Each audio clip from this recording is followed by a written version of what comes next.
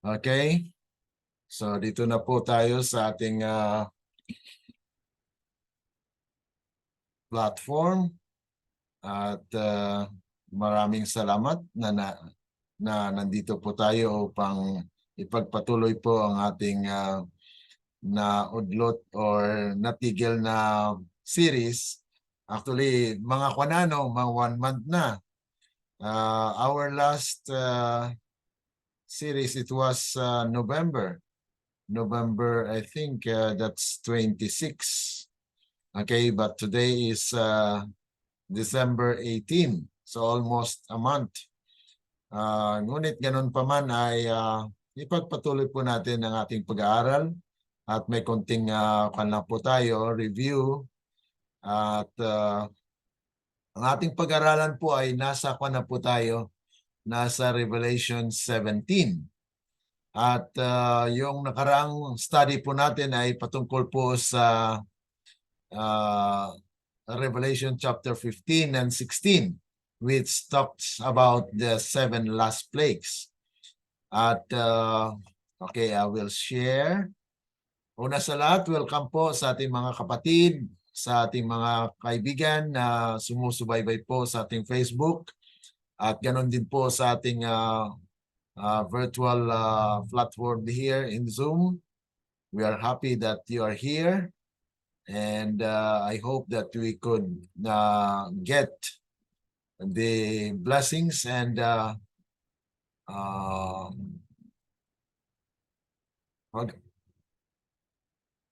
karunungan mula po sa kasulatan. Ano po? Okay, kamusta po kayo dyan? Sister? Okay lang. Okay lang May po. God's grace. Opo. Bagamat Sister Iris, busy Sister Iris. Sister Iris, kamusta ka dyan? Okay lang ba? Oo, nasa bahay po ako. Yung hipag ko po ang nasa tindahan kasi hindi tayo magkakarinigan pag nasa tindahan. Nahirapan po ako last time eh. Okay po. Mabuti naman po at nasa kayo? Nasa bahay kayo? Kaya nga dapat kung iano natin, kung every Monday, mag-aano ako ng oras. Okay. So we will schedule that one. I think we will talk with Sister Lani at mga kapatiran kung sino po yung available Monday. It could be possible. Okay? So, ngayong araw ay ngayong hapon ay atin pong ipagpapatuloy ang ating pag-aaral. Ito po ay series of study sa Revelation at nasa Revelation chapter 17 na po tayo. At malapit na po matapos yung ating series sa Book of Revelation. After po ng Revelation, ayon po sa aking pagka-announce sa inyo or bigay sa inyo ng mga schedule ay pasukin din natin at pag-aralan din po natin yung Daniel dahil talagang magkasama po yan. At pagkatapos niyan ay iba't ibang mga prophecy book in the Bible para po may pagpapatuloy po natin ang ating pag-aaral sa propesya. Okay. Ang ating pag-aaral ngayon ay ito nga po yung part po siya ng world history in prophetic symbols. Dahil ito po ay kabahagi doon sa series ng pag-aaral na mula sa Daniel chapter 2, okay, Daniel chapter 7, and then kasama po yan yung Revelation chapter 13. At saka ito na nga po yung Revelation 17. Dahil yung mga book na yun, Daniel 2, 7, at saka Revelation 13 and 17 are actually a part of the study of the world's history where it depicts, pinapakita po dyan yung kasaysayan. Kaya nga po makita ninyo sa chart na nandito po yung apat na mga beast na na-mention po sa Revelation sa Daniel chapter 7. At nakita rin po ninyo yung Daniel 2 in here. At saka nakita rin po ninyo yung Revelation chapter 13. Okay? And then ito nga po yung chapter 17. Okay? So kabagi po yan. So ang purpose po ng ating pag-aaral ay ipakita ang kasaysayan ng sanglibutan na nasulat. Okay? Sabi po rito sa layunin natin, ang layunin ng pag-aaral na ito ay ipakita na ang kasaysayan ng mundo ay nakapaloob sa mga sagradong aklat ng Biblia at particular na nakamapa sa simbolikong mga hayop na nakikita sa mga pangitain ni na Daniel at ni Juan na tagapagpahayag. So yan po yung ating introduction o pambungad dito sa ating pag-aaral. At bago po tayo manalangin, tayo po muna ay magkaroon ng prayer thought or saloobin sa pananalangin. Akin pong basahin sa English at babasahin po ni Sister Ivy sa Tagalog. Ano po? Okay, so the woman in the scarlet color beast, a prayer thought. Ito po ay mula sa Prophets and Kings, page 536. The prophecies which the great I am has given in his word, uniting link after link into the chain of events from eternity in the past to eternity in the future. Tell us where we are today in the procession of the ages and what may be expected in the time to come. All that prophecy has foretold as coming to pass until the present time has been traced on the pages of history, and we may be assured that all which is yet to come will be fulfilled in its order. So yan po yung pagkatala sa dito sa Prophets and Kings. Atin pong basahin sa Tagalog. Sister Aris. Ang babae at ang hayop na kulay eskarlata. Sa loobin sa panalangin, mga propeta at mga hari, pahina 536. Ang mga propesiya na ibinigay ng dakilang Ako Nga sa kanyang salita na pinag-ugnay-ugnay sa magkakaugnay na mga pangyayari mula sa kawalang hanggan sa nakaraan hanggang sa kawalang hanggang sa hinaharap ay nagsasabi sa atin kung saan tayo ngayon sa prosesyon ng mga kapanahunan at kung ano ang maaaring mangyari. Inaasahan sa darating na panahon ang lahat ng hulang iyon na inihula na mangyayari hanggang sa kasalukuyang panahon ay natuntun sa mga pahina ng kasaysayan at makakatiyak tayo na ang lahat ng darating ay matutupad sa pagkasunod-sunod nito. Amen. So yan po yung kasiguruhan na ating makikita na sa ating pag-aaral po ng mga nagkaugnay-ugnay, nagkabuklod-buklod na mga pangyayari ay talagang mangyayari ayon po sa pagkasunod-sunod nito sa nakatala sa kasulatan.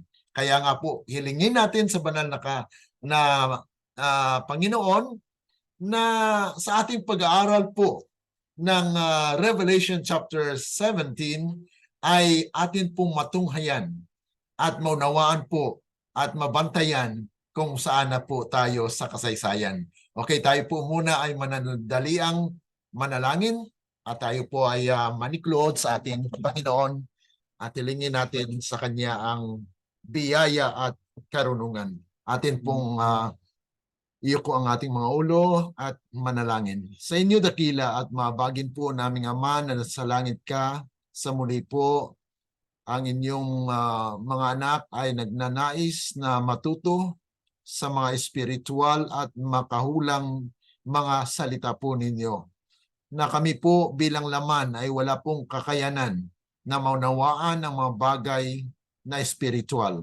Kaya nga po, kinakailangan namin ang inyong banal na espiritu na siyang lulukob sa amin upang ang lahat ng aming mapag-aralan ay maging butil ng katotohanan na siyang tatag ng aming relasyon diyan sa inyo at maging handa po kami sa pagsalubong sa mga kasalukuyang mga pangyayari at hinaharap upang kami rin po ay handa upang ganapin ang inyong kalooban. Salamat, Panginoon. Kasama po ng aming mga kaibigan, mga kapatid, our brothers and sisters who may be following this presentation virtually, online, O God.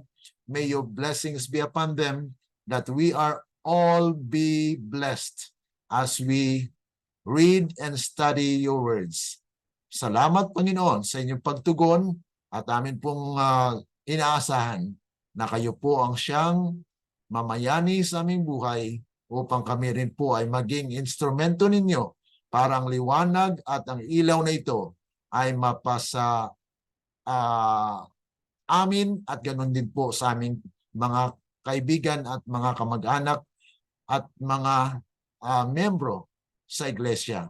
Salamat, Panginoon. Ito po ay aming dalangin sa matamis na pangalan ng aming Panginoong Yesus. Amen. Okay. Now, dito po tayo sa ating pagpapatuloy ng ating pag-aaral na nakasentro po dito sa Revelation chapter 17 verses 1 to 18. Bagamat hindi po natin maubos sa ngayon, ay atin pong ibabahagi ito para lubusan po nating maunawaan ang laman ng mga nakasulat sa kasulatan po. Ngunit sa puntong ito, nais kong basahin yung buong kasaysayan o buong talata dito sa Kapitulo 17. At basahin din po natin sa Tagalog para at least mayroon po tayong primerang pangunang mga isipan patungkol doon sa ating pag-aralan. Atin pong isa-isahin yan at ang nakahanda po ngayon ay para lang po sa 1 oras. Okay? So hanggat sa 1 oras na yan, dahil naisip ko na talaga, Sister Iris, na we will study just 1 hour so that at least makuan po natin na hindi, kasi lahat tayo, bawat isa sa atin ay may mga gawain, kaya kung nakaschedule po yan na kung Monday po ang ating pinagkaisahan na pag-aaral, ay tuloy-tuloy po na Monday and then 1 hour so that we can maximize our time and do our activities for another activities during the day. Sabi po rito sa English, okay, and there came one of the 7 angels which had the 7 vials. So ito po ay naging connection doon sa pinag-aralan natin sa 15 and 16 na kung saan ay nagkaroon po ng 7 last plagues. And talked with me, saying unto me, come hither, I will shew unto thee the judgment of the great whore that sitteth upon many waters. Ibig sabihin na mangyayari pala itong 7 last plagues para hatol doon sa babaeng nakaupo sa maraming tubig. Okay, atin po yung tingnan at bigyan ng pansin.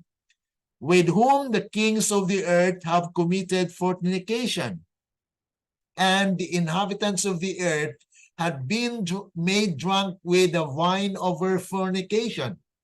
So he carried me away into the spirit into the wilderness.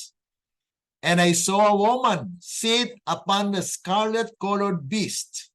So ito po ay may link na pangyayari na habang ito ay pinakita kay John, ay he was carried away through the spirit in the wilderness. Na kung saan ay nakita po doon na mayroon pong babae na nakaupo sa scarlet-colored beast. Okay? And then, full of the names of blasphemy, having 7 heads and 10 horns. And the woman was arrayed in purple and scarlet color, and decked with gold and precious stones and pearls, having a golden cup in her hand, full of abominations and filthiness of her fornication. and upon her forehead was a name written, Mystery, Babylon the Great, the mother of the harlots and the abominations of the earth. And I saw the woman drunken with the blood of the saints and with the blood of the martyrs of Jesus. And when I saw her, I wondered with a great admiration.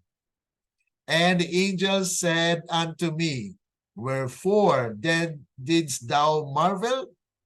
I will tell thee the mystery of the woman and of the beast that carrieth her, which hath the 7 heads and 10 horns.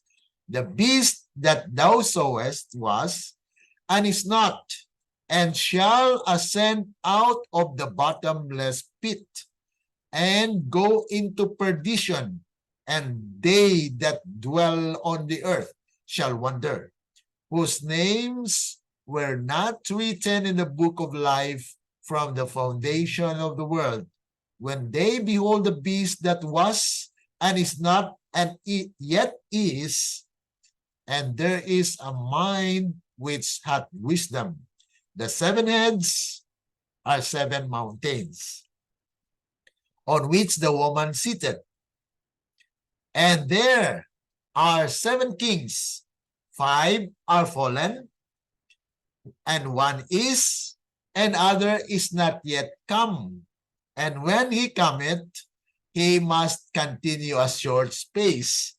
So malalim po yan. Kaya ito po ay kabahagi sa part 2 ng ating pag-aaral. Ang ating pag-aaral ngayon ay part 1. So ito po ay talagang napakagandang sundan na pag-aaral. And there, sabi po rito, verse 11, and the beast that was and is not, even he is the 8th and is of the 7. Medyo malalim ano po. So atin po yung pag-aralan at alamin kung ano ang kahulugan niyan. And then, and go, but yet, and receive, okay, it says it, is of the 7 and goeth into perdition, and the 10 horns which thou sawest are 10 kings. So mayroon na pong kahulugan, ano? Mayroon na po siyang interpretation.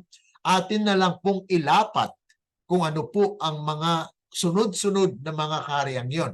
Okay? And then, which have received no kingdom as yet, but receive power as kings 1 hour with the beast. So ibig sabihin mga kapatid, itong Revelation chapter 17, ang intended niya na period is actually 1 hour. Naalala po ninyo na mayroon pong pag-aaral tayo sa Matthew 20 na mayroon pong tinatawag na 11th hour. Yung 11th hour, ilang oras na lang natira? Sa naalala nyo po. So, ano po? Dahil ang araw ay mayroon pong 12 hours. Okay? So, ilang oras na lang natira? Sister Iris, ilang oras na lang natira? 1 hour. Okay, 1 hour. Okay. Ibig sabihin, itong beast na ito ay tugma doon sa ating pinag-aralan sa Matthew 20 na the 11th hour. Ang servant doon sa 11th hour, yun po ang gagalaw. Okay? Siya po ang maglilingkod sa loob ng isang oras na yan. At sa panahon yan, itong beast na ito is existent. Okay? Nag-i-exist. Okay? So tingnan po natin. These have one mind and shall give their power and strength unto the beast. These shall make war with the Lamb. And the Lamb shall overcome them, for he is the Lord of lords and King of kings. So ibig sabihin mga kapatid, before pa man dumating si Kristo, ay mayroon na pong war. Dahil ang king ay makipaglaban. Mayroon pong war.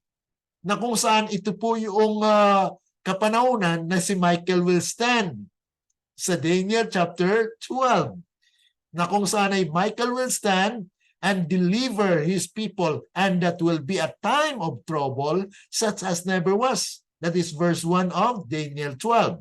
Kaya kung alam po natin yung mga pag-aaral na yon, ay malink po natin ang mga katotohanan at maunawaan po natin. Okay?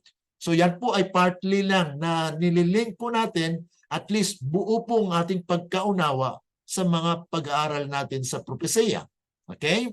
And then, ano pong sabi dito? And they that are with him are called and chosen and faithful. So, ibig sabihin, itong King of Kings, Lord of Lords, may kasama siya. Ibig sabihin, he has chosen people. He has called ones. And they are faithful.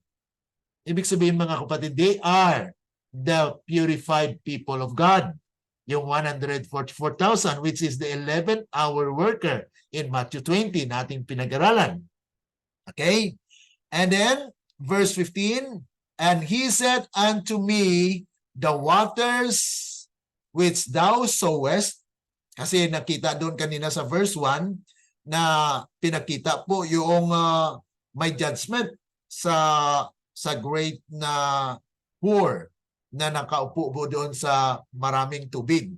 Dito po ay pinakaulugan na po kung anong kulugan ng tubig. Kaya sabi rito, the water which thou sowest, where the war seated, are peoples and multitudes and nations and tongues. And the 10 horns which thou sowest upon the beast, these are shall hate the war, and shall make her desolate and naked, and shall eat her flesh, and burn her with fire. For God had put in their hearts to fulfill his will, and to agree, and give their kingdom unto the beast, until the words of God shall be fulfilled. And the woman which thou sowest is that great city which reigneth over the kings of the earth. So yan po mga kapatid ang babasahin natin sa Revelation chapter 17, 1 to 18. Kaya basahin po natin sa Tagalog para at least mayroon din po tayong glimpse into our dialect. Sige po. Ang babae at ang hayop na kulay eskarlata. Apokalipsis 17, 1-18. At dumating ang isa sa 7 anghel na may 7 mangkok at nakipag-usap sa akin na nagsasabi sa akin, halika rito. Ipakikita ko sa iyo ang kahatulan ng dakilang patutot na nakaupo sa maraming tubig. Sa 2, na siyang nakiapid ng mga hari sa lupa. At ang mga nananahan sa lupa ay nalasing sa alak ng kanyang pakikiapid.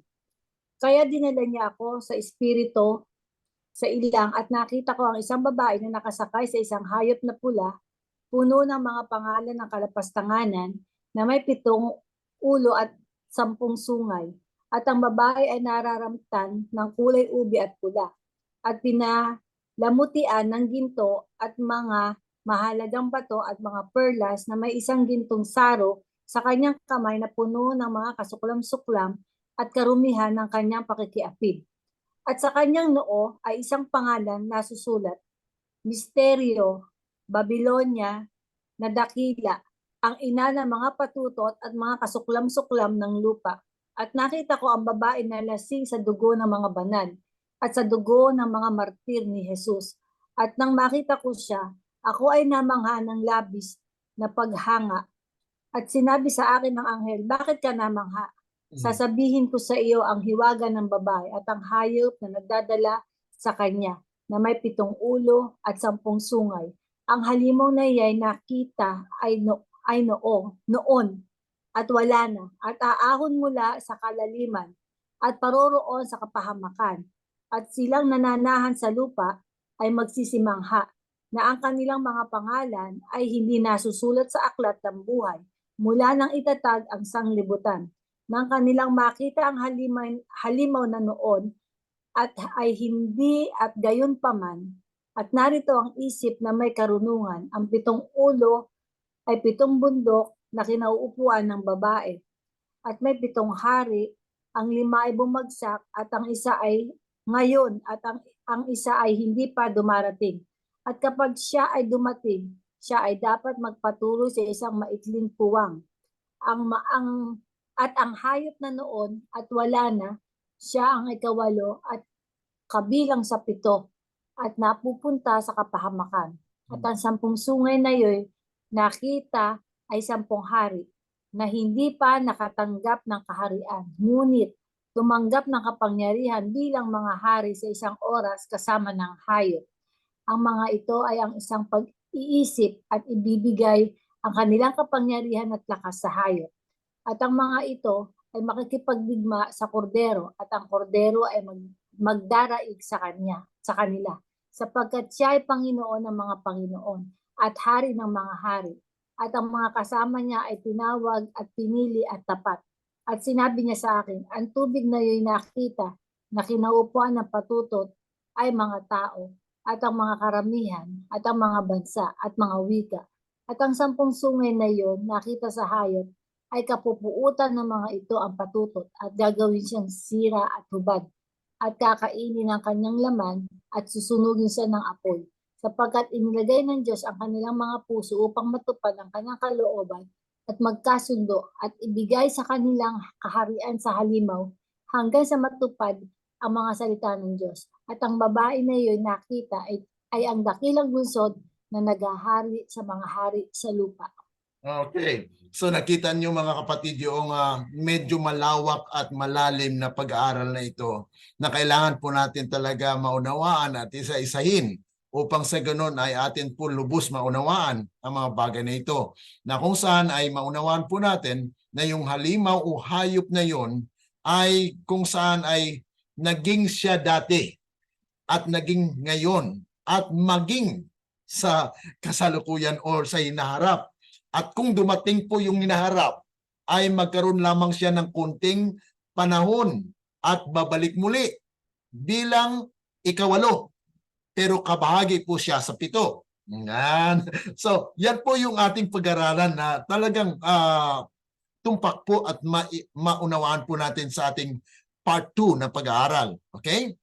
Ngunit atin pong alamin na dito po sa kabahagi ng ating napag-aralan na nabasa sa verse 1 na kung saan sabi po riyan, and there came one of the 7 angels which had the 7 vial and talked with me, saying unto me, come hither, I will show unto thee the judgment of the great war that sitteth upon many waters. At alam po natin na binanggit sa verse 15 na yung many waters are actually people, multitudes, nations, and tongues. So therefore, itong babaeng nakaupo ay isang sistema reliyoso na kung saan siya po ang nangunguna o talagang mayroon po siyang kapangyarihan because nakaupo po siya. So there is a control na kung saan ay kinukontrol niya po buong mga tao, mga multitudes, nasyon. So yan po ang ating tingnan sa ating pagpatuloy ng pag-aaral. What is the meaning of many waters? Ayon po dyan sa nabasa natin that the woman is sitting upon that is peoples, multitudes, and nations and tongue. And then 17 verse 2 it says, with whom the kings of the earth have committed fornication. Na nakikipag-apid. Ibig sabihin yung mga kings of the earth, that is civil. Civil, nakipag-apid sa reliyon. So ibig sabihin, yung babae, reliyon, pero hindi po siya hindi siya tinutukoy na Katoliko or sino mang reliyon, kundi reliyon siya na mali. Okay? Dahil ito po ay sistema na bago pa man na itayo po ang Roman Catholic Church, there is already what we call false system of worship Di po ba?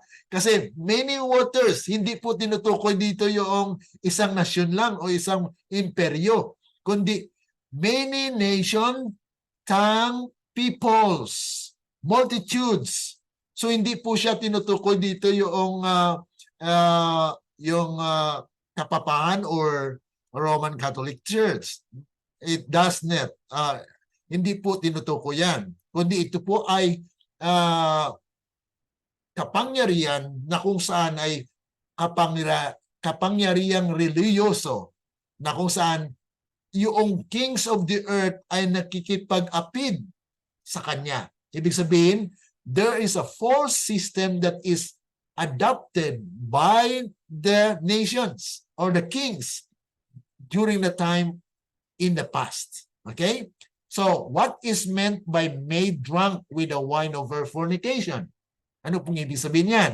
Revelation 14:8, how is this done?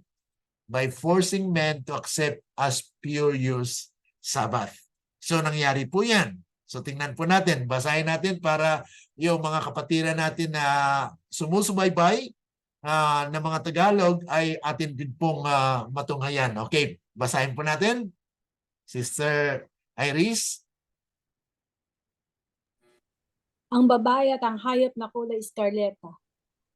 Apocalypse 17, 1-15. At dumating ang isa sa 7 anghel na may 7 mangkok at nakipag-usap sa akin na nagsasabi sa akin, halika rito, ipakikita ko sa iyo ang kahatulan ng dakilang patutot na nakaupo sa maraming tubig at sinasabi niya sa akin, ang tubig na iyon nakita na kinauupuan ng patutot ay may mga bayan at mga karamihan at mga bansa at mga wika.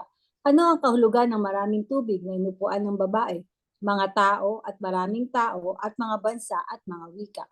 Apocalypse 17 verse 2, na kung saan ang mga hari sa lupa ay nakiapid at ang mga nananahan sa lupa ay nalasing sa alak ng kanyang pakikiapid. Ano ang ibig sabihin ng nalasing sa alak ng kanyang pakikiapid? Apocalypse 14 verse 8, paano ito ginagawa? Sa pamagitan ng pagpilit sa mga tao na tanggapin ang isang huwad na Sabat.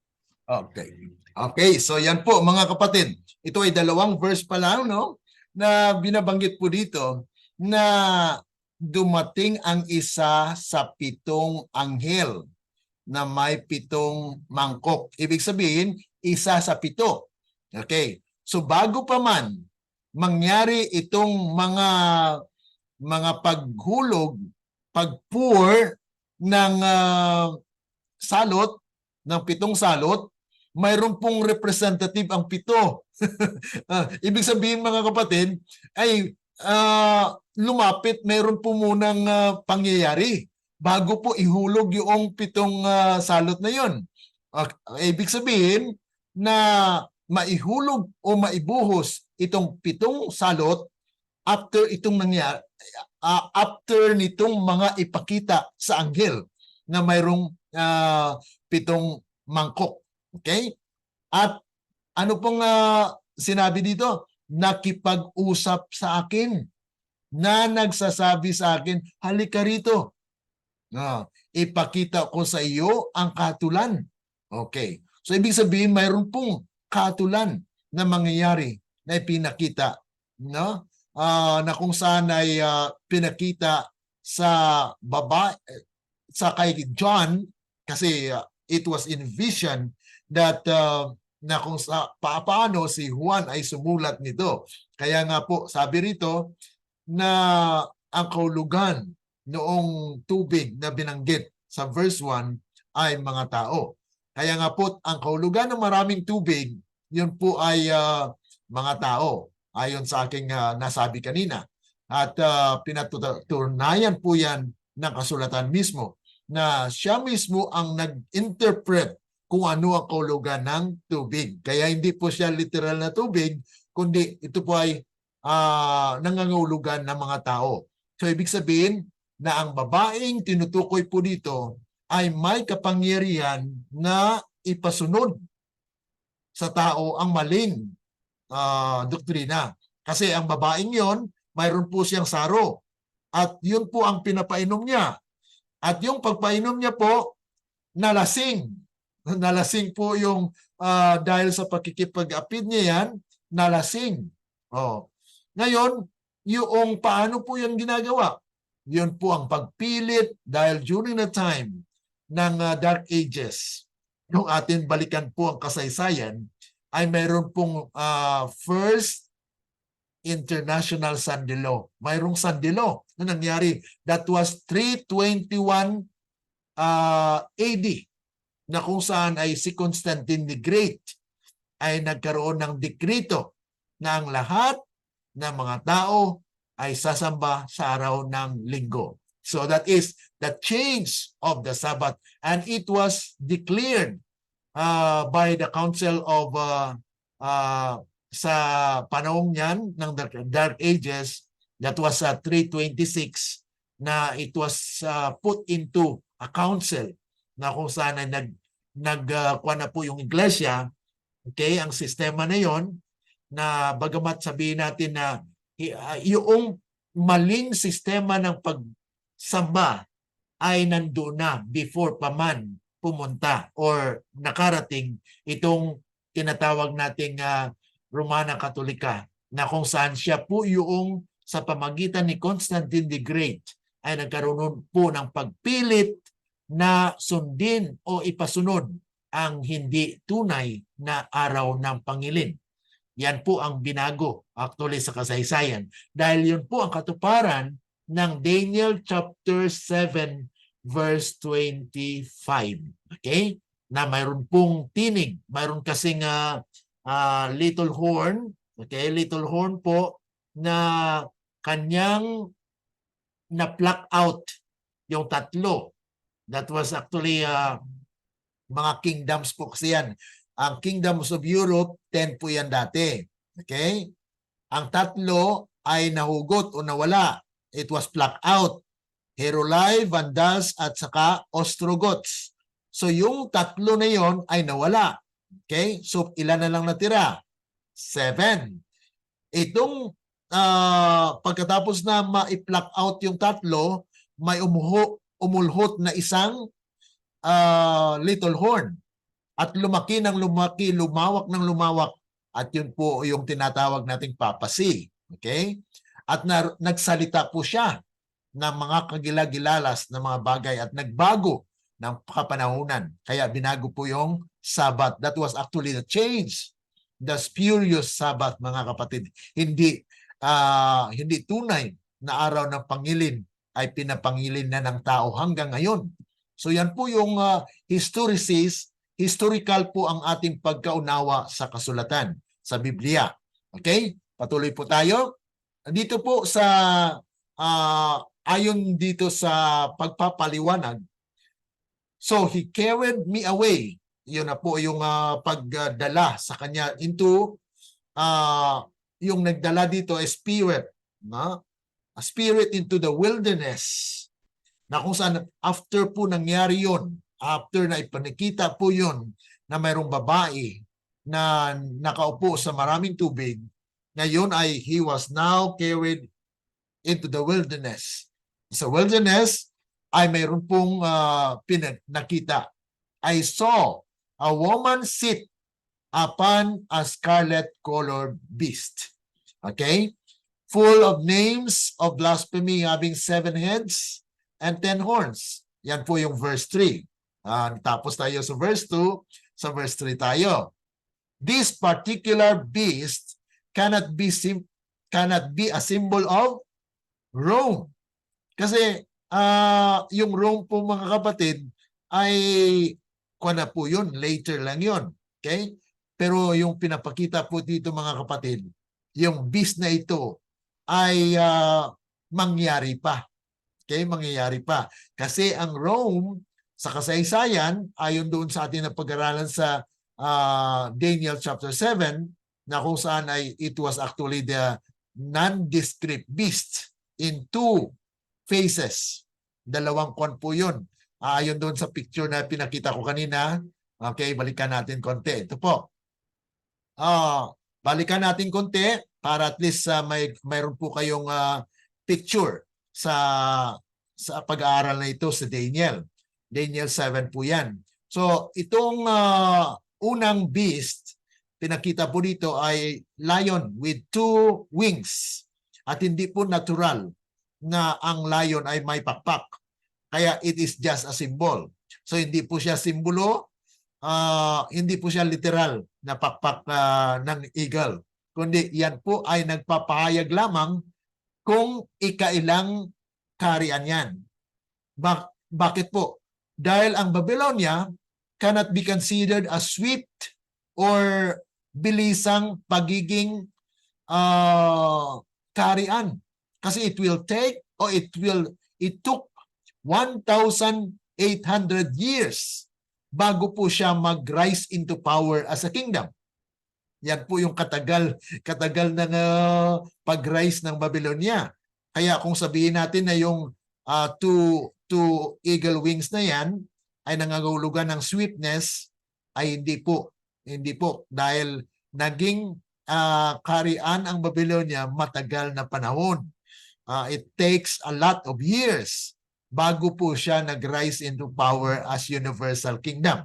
It means that these 2 wings represented the second kingdom from the very beginning. And a great controversy ay nagpapahayag po ng unang kingdom is Adamic kingdom. Kaya included po siya. So ang Adamic kingdom is the first, the second is Babylonia. Okay? Pero dito po sa larawan na ito, pinapakita po yung pagkatapos na nahulog si Adan at si Eva, pinakita po yung unang kaharian. Pero itong Babylonia ay pangalawang kaharian mula kay Adam. Okay? So yan po yung pagkakon dyan.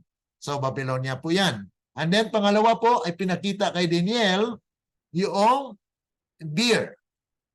Na kung saan ay meron pong 3 tadyang nasa kanyang mga bibig. Ano pong ibig sabihin yan? 3. Ibig sabihin, pangatlo po siya kasi it is a numerical value na kung saan ay nagpapakita na siya po ay pangatlo. Kasi alam po natin na during this time na si Cyrus at Darius ay hindi po natin masasabi na mayroon po siyang kinain o na kinagat na tadyang. Because during that time, actually mga kapatid ay it is God's intervention na kung saan ay talagang pinahintulutan ng Panginoon na ang Medo-Persia ay ang kasunod na kaharian. Kaya nga po, yan po ay the 3rd kingdom from the very beginning. Yan po ay Medo-Persia. Okay? And then, yung pangatlong beast dito ay may 4 na pakpak. So magkasunod-sunod po mga kapatid, mapansin ninyo, 2, 3, 4. So ito po ay pagkasunod-sunod ng mga kaharian mula sa beginning.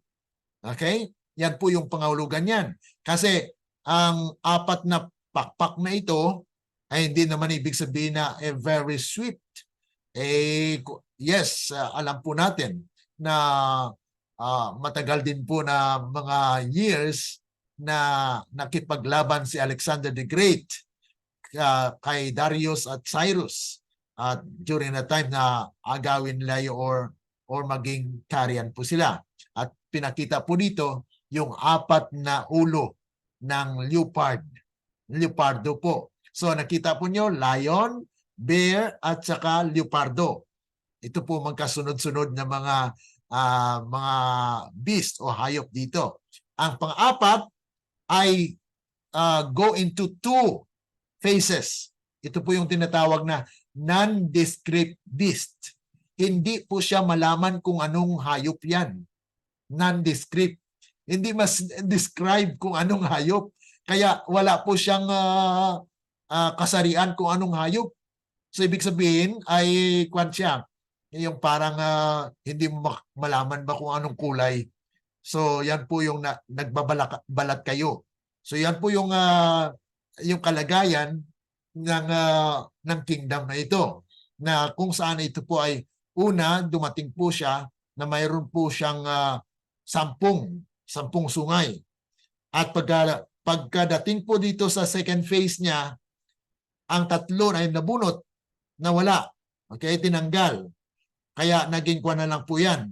Naging 7 plus yung little horn, yun na po yung 8. Okay? So, yung little horn na ito na po yung papasi. So, ibig sabihin, itong buong beast na ito is not the papasi. But it is the world that bringeth na kung saan itong little horn is kapangyarihan ng papasi. Kaya dito sa Revelation 13, pinakita po na yung pagkabagsak o pagkatayo ng Papa, pinakita dito po sa Revelation 13 ang pagkabagsak niya. Nakita niyo po mga kapatid na there is head, the lion head here. Okay? Nakita niyo sa Revelation na panag-aralan po natin na ito po ay papasi. Kaya yun po ang fulfillment ng 1798 that the Pope has been imprisoned. Kaya nasugatan po siya na ikaw kamatay. Pero gumaling. And the world marvel and wonder to the beast. Kasi gumaling po siya. At bumalik po yung kapangyarihan at yan po ang aakay na mag-join. Kaya nagkaroon po ng ecumenical movement. Ito ngayon yung tinatawag natin the Federation of all Churches. Okay? Kasi itong mga 7 heads, ayon doon sa binasa natin, na yun po ay 7 mountains. Ang pagkaulugan po nito sa ating iglesia ay Rome na po yan kasi doon sa Rome mayroong 7 hills. Pero mga kapatid, hindi po tugma sa propesya. Bakit po? Dahil itong sabi ng Biblia na yung 7 heads is 7 mountains. At sa Bible prophecy, ang mountains po ay nangangulugan ng pulutong ng mga mananampalataya o iglesia. So that is actually a representation of churches. So ang babaeng ito ay nakaupo sa 7 ulo na yan po ang ecumenical movement na lukubin niya po ang lahat ng mga iglesia. Kita niyo po dito walang sugat yung ulo. Okay? Gumaling na siya. Dahil dito sa Revelation 13, may sugat pa siya. Pero nung gumaling po siya, ay naging kasama po siya doon sa 7 heads na inupuan ng babae. Yung babae, sistema na mali na pamalaga ng reliyosong pagsamba.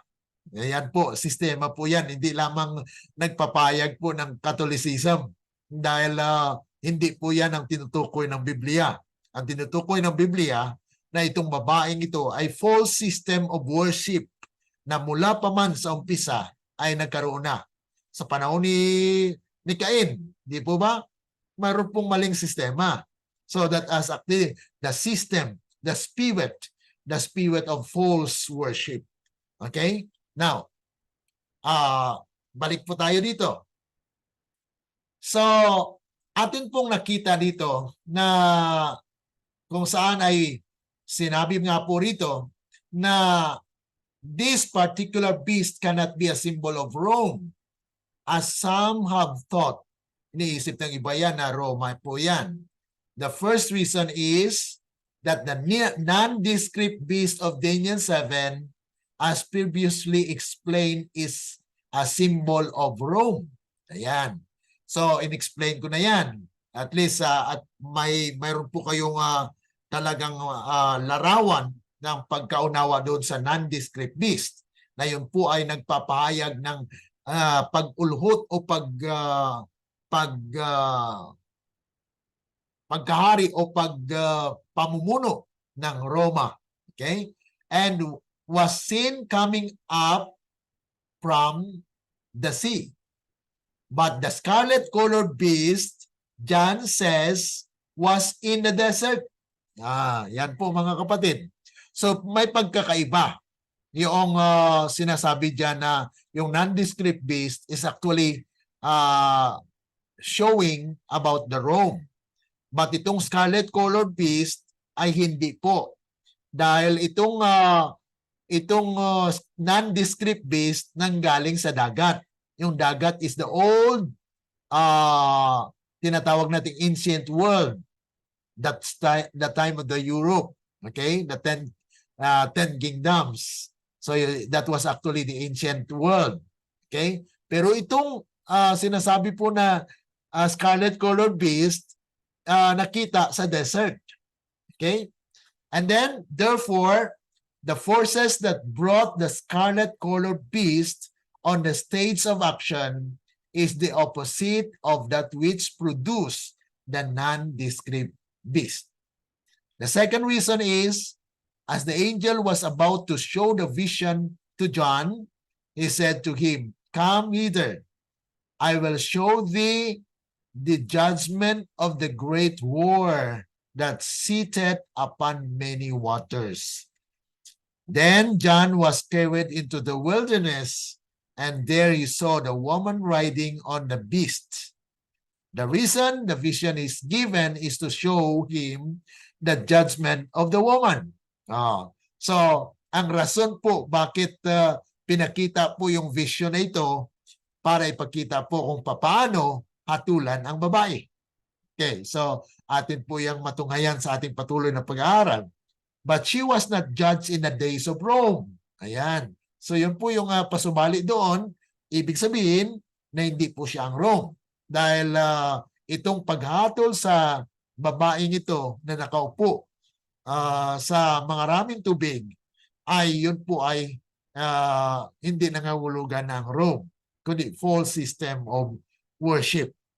But she was not judged in the days of Rome. Her judgment is yet in the future and will be executed under the loud cry angel of Revelation 18. Kaya napakaganda mga kapatid, nasundan po natin dahil sa chapter 18, doon po natin makikita na he will be judged. Dahil God's people at that time will call out those righteous from the world. Come out of her, my people. Yan po ang Revelation 18. Natin din po mapag-aralan. Okay, basahin lang po natin sa Tagalog para mayroon po kayong klarong pagkaunawa. Apokalipsis 17. Sa gayoy, dinala niya ako sa espiritu sa ilang at nakita ko ang isang babae na nakasakay sa isang hayop na pula, puno ng pangalan ng kapusungan na may 7 ulo at 10 sungay. Apokalipsis 17 verse 3. Ang particular na hayop na ito ay hindi maaari maging simbolo ng Roma gaya ng inaakala ng ilan. Ang unang dahilan ay ang di naglalarawang hayop ng Daniel 7, gaya ng naunang ipinaliwanag, ay isang simbolo ng Roma at nakitang umahon mula sa dagat. Ngunit ang kulay iskarlata na hayop, sabi ni Juan, ay nasa disyerto sa makatuwid.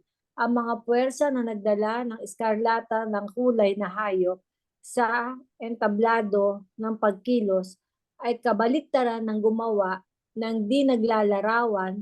Ang ikalawang dahilan ay nang ipakita ng anghel ang pangitain kay Juan. Sinabi niya sa kanya, "Halika rito, ipakikita ko sa iyo ang kahatulan ng dakilang patutot na nakaupo sa maraming tubig." Apokalipsis 17 verse 1. Pagkatapos ay dinala si Juan sa ilang at doon nakita niya ang babae na nakasakay sa halimaw. Ang dahilan kung bakit ibinigay ang pangitain ay upang ipakita sa kanya ang paghatol ng babae. Ngunit hindi siya hinatulan noon mga araw ng Roma. Ang kanyang paghatol ay nasa hinaharap pa at ipatutupad sa ilalim ng malakas na sigaw na ang anghel ng Apokalipsis 18. Tingnan ang mga talata sa 8 hanggang 10. Okay, so yun po mga kapatid yung paghuhukom na pinakita po sa Revelation chapter 18. Atin din po yung mapag-aralan sa chapter 18 na. Okay? Now, so sinabi po rito sa ating pagtalastas o talagang ripaso nitong talatang ito, verse 3, so he carried me away in the spirit into the wilderness. Okay? And I saw a woman sit upon a scarlet colored beast. Ito na po yung sinabi doon. What does the wilderness represent? Dahil mayroon pong ilang or wilderness, desierto, ano pong kaulugan niyan? The wilderness is the opposite of the vineyard, the house of the Lord. Isaiah 5:7.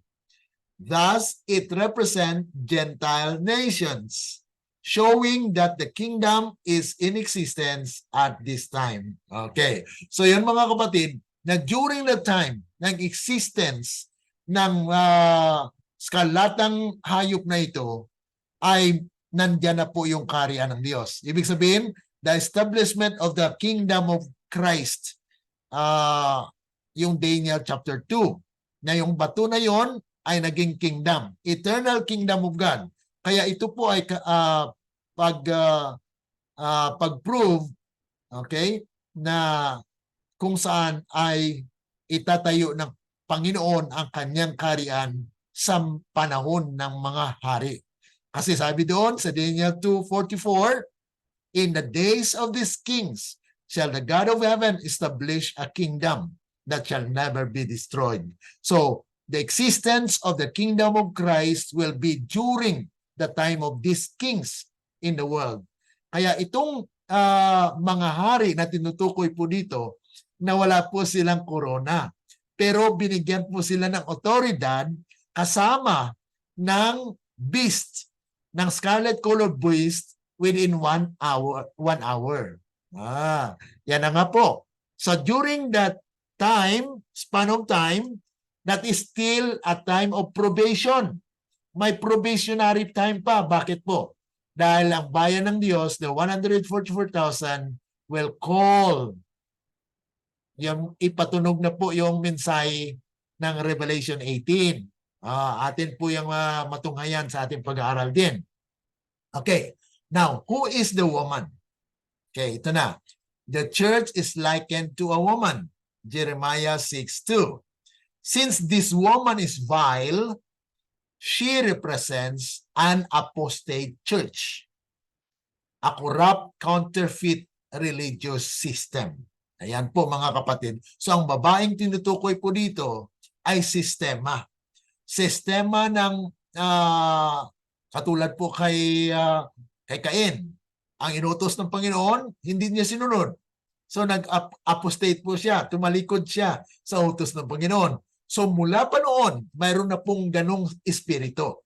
Kaya yun po, ang lahat ng mga sumusunod sa sistemang mali ay hatulan po ng Panginoon. Ayan. So dito po pinapakita kay Juan kung papaano po hatulan. Kaya mapag-aralan natin ang chapter 18. At binanggit nga po doon kanina, nabasahin yung verse 8 and 9. 8 and 10. Ayon sa Revelation 18 po yan. So atin po yung matunghayan sa ating patuloy na pag-aaral. Now, is not this woman the papacy?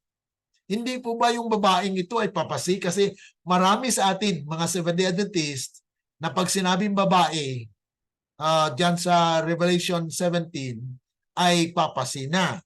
Pero ito po yung katanungan. Is not this woman papacy? Ang sagot po natin, no. Hindi po. Okay. Bakit? The woman here mentioned produced the papacy. Ayan. So ibig sabihin, ang babaeng ito nag-produce. Nagkaroon siya ng papacy, pero hindi siya ang papacy. Okay. So ang maling mga pagkaturuan, maling mga doktrina, maling sistema ay nag-produce ng papacy na sistema na nag-rule sa sanglibutan. Ngunit ang papacy at ang babaeng tinutukoy dito ay hindi po siya magkapareho. Okay? So the woman produces papacy. So it means that the woman here is not papacy. Okay? And then Revelation 18:24 says, the blood of all saints are found in her, showing that Abel was the first to fall victim of her wrath. Therefore, she symbolizes all false religions. Okay. So tama mga kapatid, ano? Dahil wala pa mang Katoliko sa panahon ni Abel. So ibig sabihin, false religion yung ginawa ni Cain. Kaya lahat ng mga lumabag sa kautusan ng Panginoon ay nagre-representa ng babae. Okay? So yan po yung klaro na ating pagtukoy ng babaeng ito. Hindi po siya tinutukoy dito na Katoliko or papasi. No. Ito po ay general term.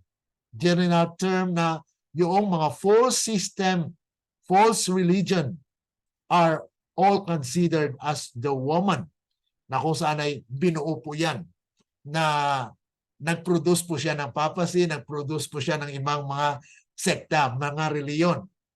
Pero hindi po siya yung tinatawag na talagang papacy. Okay?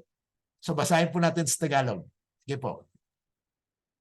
Apokalipsis 17 verse 3. Sa gayoy, dinala niya ako sa espiritu sa ilang. At nakita ko ang isang babae na nakasakay sa isang hayop na pula, puno ng mga pangalan ng kapusungan na may 7 ulo at 10 sungay. Ano ang kinakatawan ng ilang? Ang ilang ay ang kabaliktaran ng ubasan, ang bahay ng Panginoon. Isaiah 5 verse 7. Kaya ito ay kumakatawan sa mga bansang hentil na nagpapakita na ang kaharian ay umiiral sa panahong ito. Sino ang babae?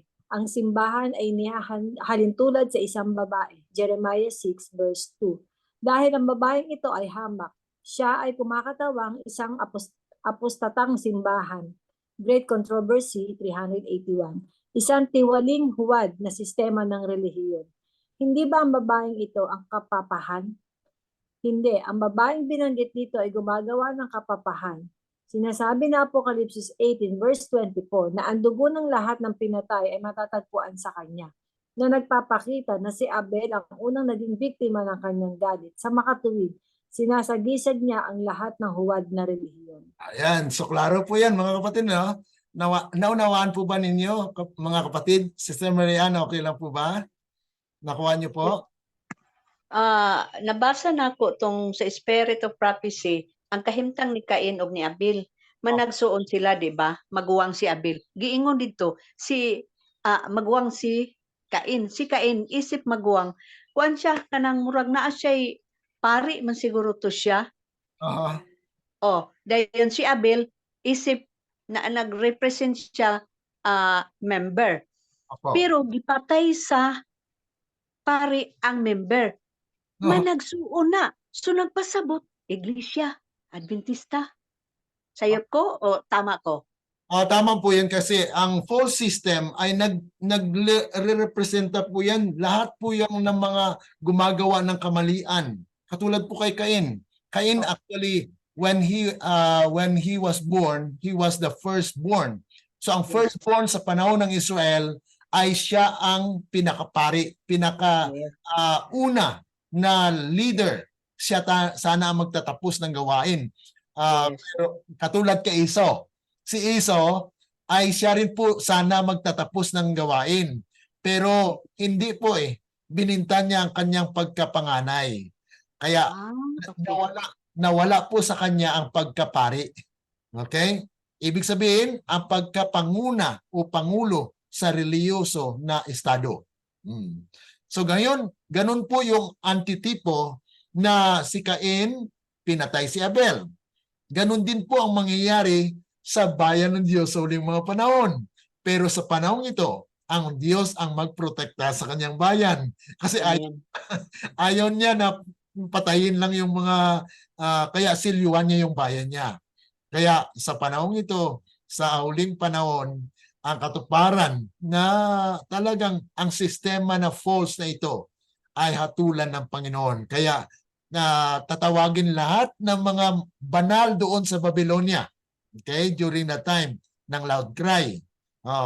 Sa chapter 18 po yan ang pag-aralan natin. Tama po yung Sister Marian yung nabasa ninyo na kung saan ay nagpapakita po yan na ganun po ang mangyayari. Napapatayin ng mga leaders ang mga membro. Bagamat hindi physical, sabihin natin hindi kasi bawal yung pumatay, pero saan ka. Pinapatay doon, spiritual, Pastor Glenn. Yes, tama po. Okay? Tapos bali ang kumakatawan din patutute yung mga leader din ng simbahan kasi yung mga tinuturo ng mali at saka yung mga ina-accept nilang wala na sa katuruan. Oh, yun ang Kaya nung bakla, mga tomboy, di ba, kinakasal nila. Sila yan kung tutuusin. yun na nga po, yung full system po yan. Kaya yun po yung hatulan ng Panginoon na kung saan ay dito sa ating pag-aaral ay talagang napakakuan po seryoso ito na kabagi po sa ating na tinuturo po sa banal na kasulatan. Now dito po. Isa pa, Brother Glenn. Sige po. Si Cain, naghalad siya sa dili mao. Ang atong iglesia karon, adunay nagsimba og Sabado, wala nang gibalaan. Dunay mga celebration, women celebration, grandparents, father celebration, mother celebration, ana ba? Napay mga drama-drama. Dili na siya pwede para nako ha. Dili na spurious Sabat gihapon na, di ba? Pagkuan po yan, pag-yurak sa banal na araw ng Panginoon kasi bagamat sabihin natin they worship on the Sabbath but yet it is not the true observance of the Sabbath. Kaya yan po yung i-sigh and cry natin. Kaya nandito tayo sa church or hindi tayo umaalis sa iglesia kasi nandyan tayo magpapaalala sa kanila. At kung hindi sila makinig, okay. We actually save our soul. Yan pong sinabi doon sa Ezekiel chapter 3 na tell or speak to your brethren their sins. If they will not hear, then ang kanilang sila mismo ang nagpukol sa kanilang ulo. Because it is actually for their salvation that we come to share, sigh and cry in the church. Okay? So, dito ngayon, patuloy po tayo, no? Okay. What is the meaning of red? Kasi pula. Okay? At saka may scarlet pa nga. Scarlet yung violet, purple na kulay. May pagka-royalty yan, di ba? Pag kulay na verde or purple. Okay? So, ang scarlet colored, ito na nga po. This symbol is simple to understand. Red is the same as scarlet. The Bible uses scarlet as a symbol of sin. So makasalanan. Kaya ang sino mang makasalanan na gumagawa ng kamalian, yan po ay kasama sa babae. Okay? Siya po kasama sa babae. But that is a generic name na kung saan ang false system of religion ay mayroon po siyang hawak na yung painumin niya ang buong mga bayan, mga tao, kaya nalasing sa kanyang pakikiapin. Kaya itong mga leaders ng church din, uminom, kaya nalasing din. Nalasing ng di tamang prinsipyo, di tamang gawain. Kasi halos kahit Sabat ay magkaroon ng ganito, ganyan, ginagawa ng Sabat na meeting place, na magmi-meeting ka pa dyan, mag-concert ka dyan, talaga entertainment na. So yan po yung mga nangyayari. So that is sin. That is actually naging pula. Naging pula po yung bagamat sabihin natin yes, there is another meaning for the red, which is love, and it is actually the opposite. It's fighting each other, mga kapatid. So what is the meaning of riding on the beasts? The riding on the beast is her last act. Ang pag-upo sa beast, mga kapatid, iyan po yung huli niya ng gawain. Therefore, the beast must represent the period in which she is judged. There is a third reason why the beast cannot be a symbol of Rome. The book of Daniel, the book of Revelation were written especially for the generation living at the time of the end. That's why sinulat po itong Daniel chapter 12 verse 4 na kung saan ay this is the time of the end. They had no understanding of the writings that pertain to the last days, and thus could not have profited by them. Therefore, it would have been improper and unwise on the part of God to apply all the beasts to Rome and leave the period to which the books apply without symbolical representation. Okay, so yun po mga kapatid, yung nakuha natin na itong red ay meaning sin, makasalanan, at ang pag-upo po ay yan po ang huling gawain ng kaaway para i-control ang sanglibutan. Because ang beast na ito mga kapatid is actually the symbol of the world. Kasi kwan po siya, mixture po siya. Pero naging pula po siya dahil yan po ay sistema kasi magkaroon po ng world order, world system. Isahin po nila. Katulad sa plano po nila na 2030, there will be a world system na ipatupad nila yung 17 Sustainable Development Agenda. Mapag-aralan din po natin yan. Actually, sa ibang part ng ating pag-aaral ay aking po na-present yung 2030 agenda na kung saan yan po yung plano ng sanglibutan na isahin po nila. Lahat ng mga bansa ay magkaroon ng isang purpose, isang education, isang sistema. Yan po yung magaganap sa hinaharap. Kaya ito po yung ating pinag-aralan ay paghahanda po sa atin. Okay, basahin po natin sa Tagalog. I think ito ay pang katapusan para matapos po natin 1 hour. Medyo lumampas po tayo konti at nag-umpisa tayo ng late. So this will be the end of the presentation, I suppose, para po i-cater natin yung mga katanungan o mga reflection. Okay, sige, Sister Iris. Ano ang kahulugan ng red? Ang simbolo na ito ay madaling maunawaan. Ang pula ay katulad ng eskarlata. Ang Biblia ay gumagamit ng eskarlata bilang simbolo ng kasalanan tulad ng sa Isaiah 1 verse 18, Apocalypse 17:3. Ano ang kahulugan ng pagsakay sa hayop?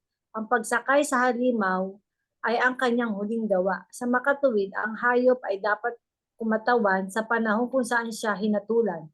May ikatlong dahilan kung bakit hindi maaaring maging simbolo ng Roma ang halimaw. Ang aklat ng Daniel at ang aklat ng Apokalipsis ay isinulat lalo na para sa henerasyong nabubuhay sa panahon ng katapusan at hindi para sa mundo ng Roma. Tingnan sa Daniel 12 verse 4. Wala silang pangunawa sa mga isinulat na nauukol sa mga huling araw at sa gayon ay hindi sila makikinabang sa kanila. Sa makatuwid, ito ay hindi wasto at hindi matalino sa bahagi ng Diyos na ilapat ang lahat ng mga hayop sa Roma at iwanan ang panahon kung saan ang aklat ay nalalapat ng walang simbolikong representasyon. Okay, so yan po mga kapatid yung at least nakuha po natin yung kulay at ang pag-upo ng babae na yan. It's a control actually na kontrolin niya yung sanglibutan. Ngunit may pangyayari po na yung beast na ito ay lurayin niya ang babae. Kayang patayin yung babae. Kaya yun po ng ating pag-aralan sa sunod. Okay? Kasi malalim po yan ang pag-aaral at mayroon pa po doon. Sino luluray sa kanya, Pastor Glenn, yung 144,000? No. Yung beast po. Yung beast na ito na inuupuan niya. Yun po. Seven Church. Hindi po. Kasi itong beast na ito, yung scarlet color beast, ay yan po ay world system at ang lumalakad dyan sa panahon na yan, komunista.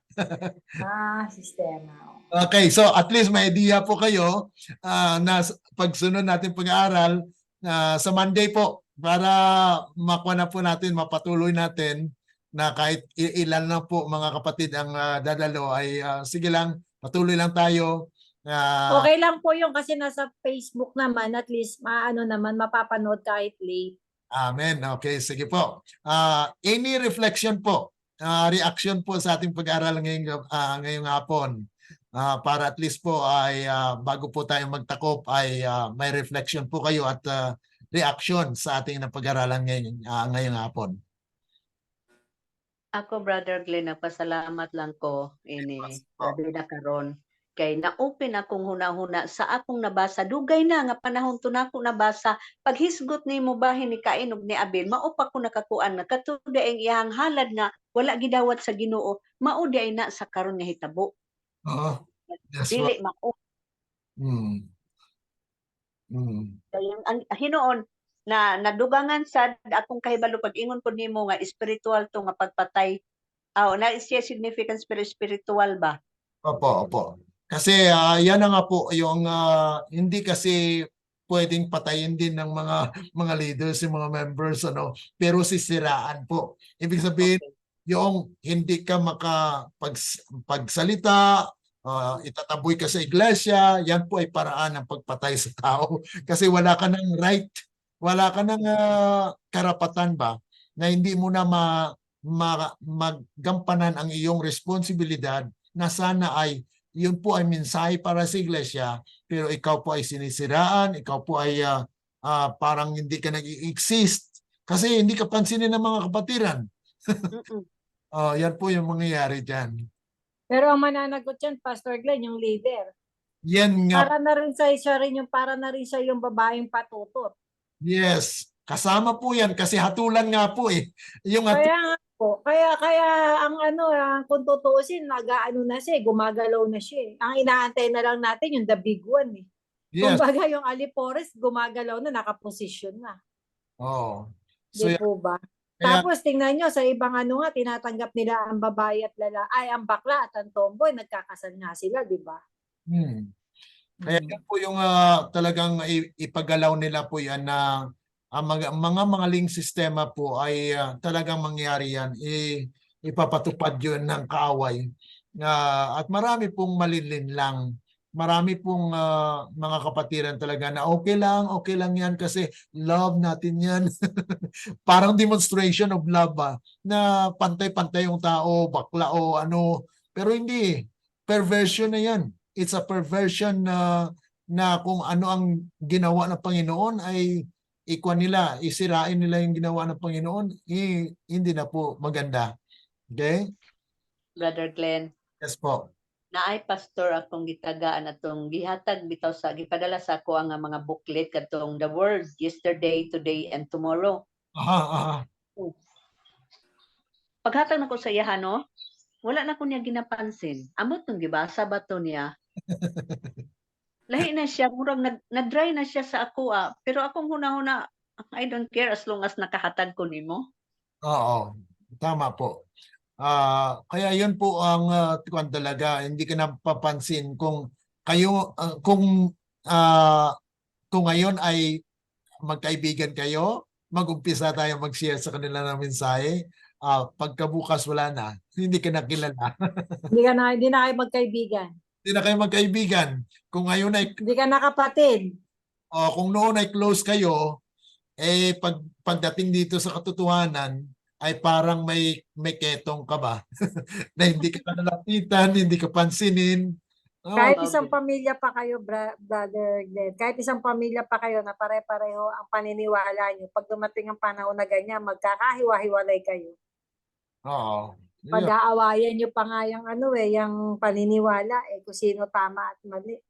Oo. Sakto ka. Ako gani sa una, pamilya na ko naka-experience ko giignan pagyud ko niya, lubo man di ay ka. Anak na ko Grabe, no? Sakito. Kaya medyo masakit pero pag Oo. si Kristo sa atin, talaga magagalit tayo or mag-retaliate tayo pero hindi ganon. Ang Espiritu ng ating Panginoon ay may pa sa atin na mayroon pong pagpakumbaba at patuloy na pag-plead sa mga kapatiran.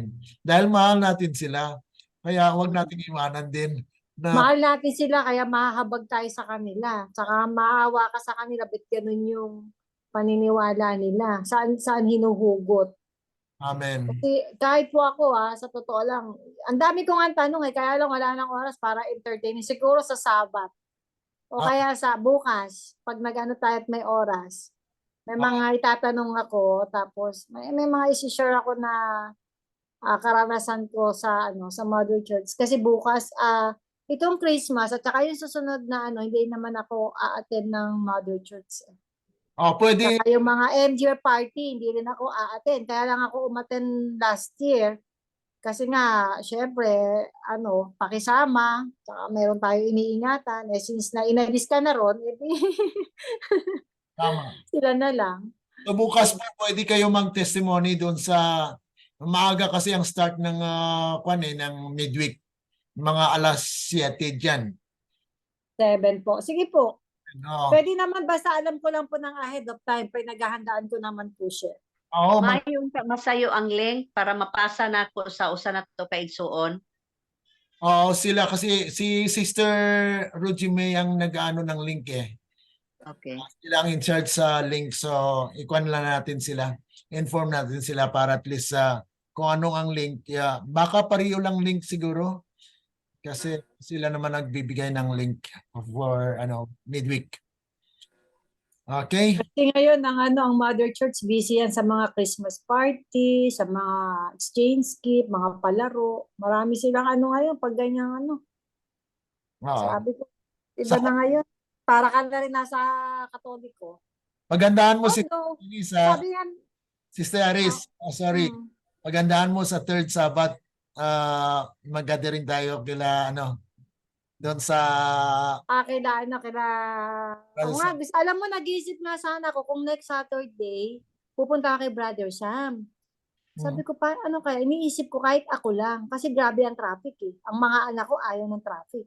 Grabe ang traffic, hindi umuusad. Iniisip ko, nag-aaralan ko nga kung ako'y pupunta ron, alis ako ng madaling araw dito. Tapos, aalis na lang ako ng maaga roon. Mga alas 2, ganyan, aalis na ako. Babalik na ako dito. Kaya lang, ang nakakalungkot kasi, ang masarap na usapan yung hapon eh, hindi yung umaga.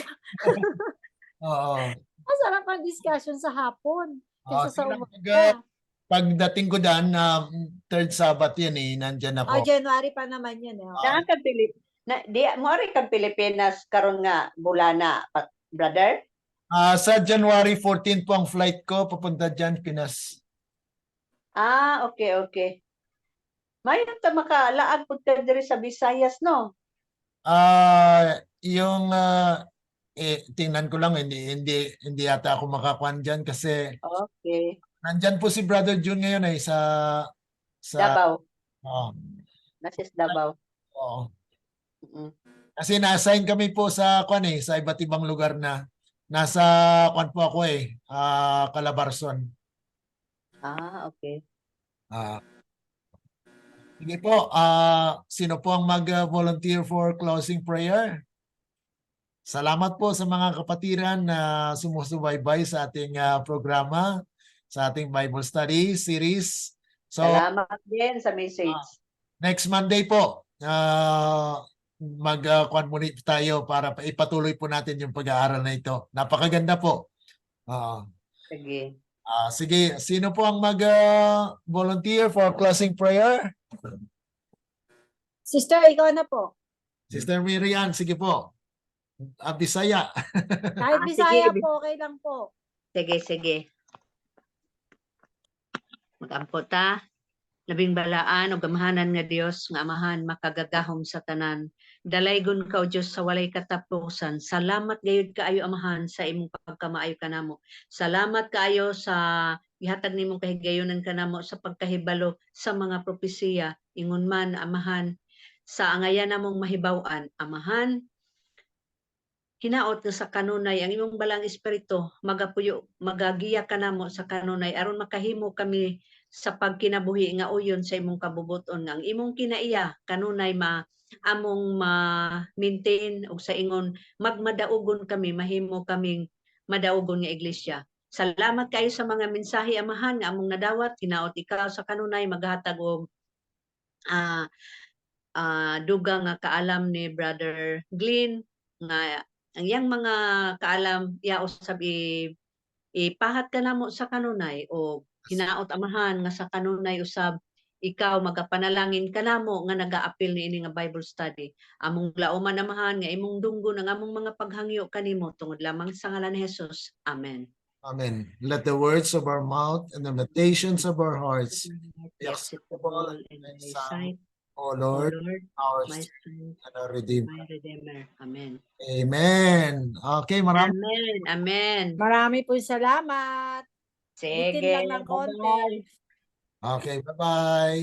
Okay, bye-bye po. Thank you po. God bless.